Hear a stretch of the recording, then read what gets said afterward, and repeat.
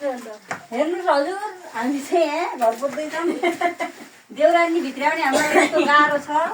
बेहुली ल्याएर आउने रे त्यही भएर घर पुग्न खाऊँ कान्छी सासूको चाहिँ यस्तो हालत छ सासू पनि 8 उठिसन् हेर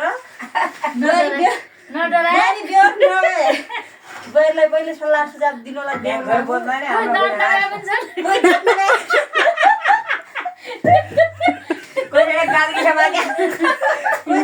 सासू छ